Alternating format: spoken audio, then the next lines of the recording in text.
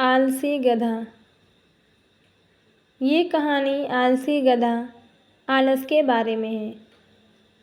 हमें अपने कर्तव्य का पालन करने में कभी भी आलस नहीं करनी चाहिए।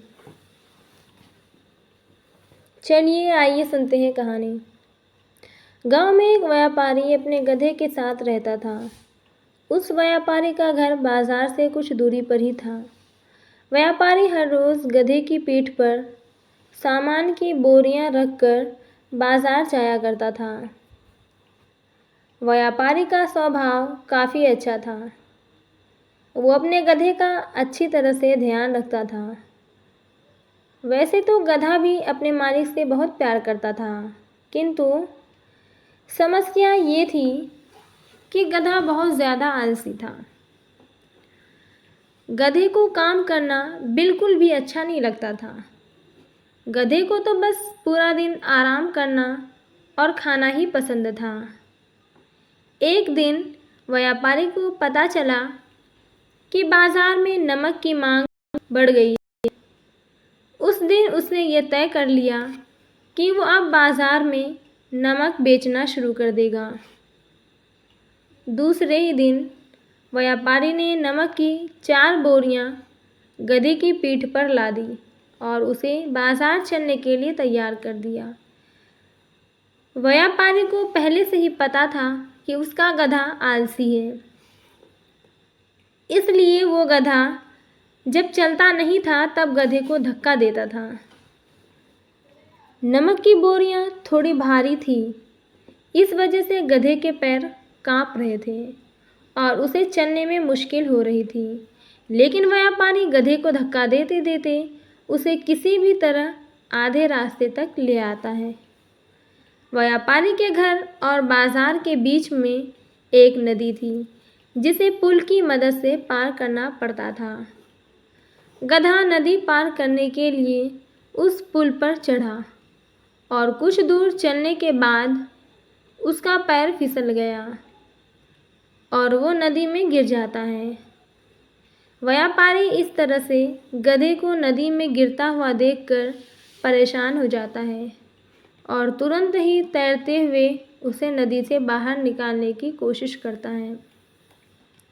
कुछ प्रयत्न के बाद आखिरकार व्यापारी ने अपने गधे को नदी से बाहर निकाल ही दिया। गधा जब नदी से बाहर निकलता है तब उसने देखा कि उसकी पीठ पर लदी बोरियां अब पहले से हल्की हो गई थी। पानी में गिरने की वजह से अब सारा नमक पानी में घुल गया था और इस वजह से उसकी पीठ पर का बोझ अब कम हो चुका था।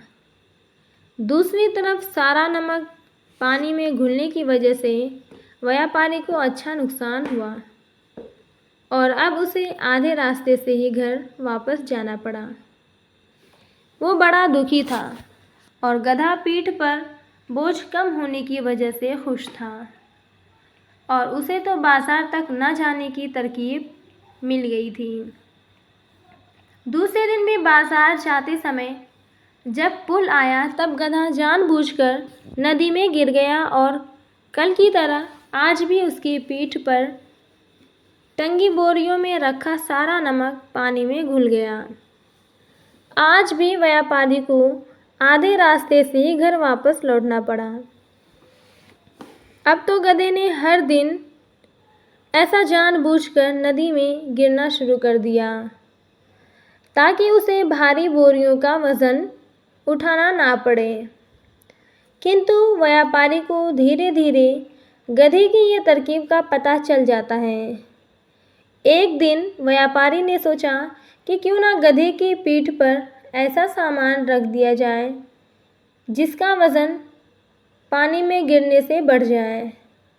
इसी सोच के साथ व्यापारी ने इस बार गधे की पीठ पर रुई से भरी बोरियां बांध दी और उसे लेकर बाजार की ओर चल पड़ा। इस बार भी गधा हर रोज़ की तरह नदी में गिर जाता है, पर इस बार उसकी पीठ पर का वज़न कम नहीं हुआ, बल्कि और भी बढ़ गया। इस बार गधा समझ ही नहीं पाया कि आज ऐसा क्या हुआ कि मेरे पीठ पर का वज़न बढ़ गया? व्यापारी ने अगले 3-4 दिनों तक ऐसा ही किया। उसने गधे के पीठ पर नमक की जगह पर रुई से भरी बोरी ही बांध दी और जैसे ही गधा नदी में गिरता कि उसकी पीठ पर वज़न बढ़ जाता। ऐसा लगातार कुछ दिनों तक होने के कारण आखिरकार गधे ने हार मान ही ली। गधे को अब अच्छा सबक मिल चुका था और वो चुपचाप पुल पार करने लगा।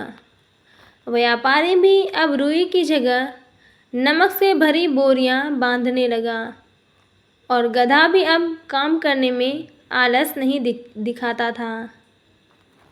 इस तरह से उस व्यापारी के सारे नुकसान की भरपाई भी धीरे धीरे होने लगी।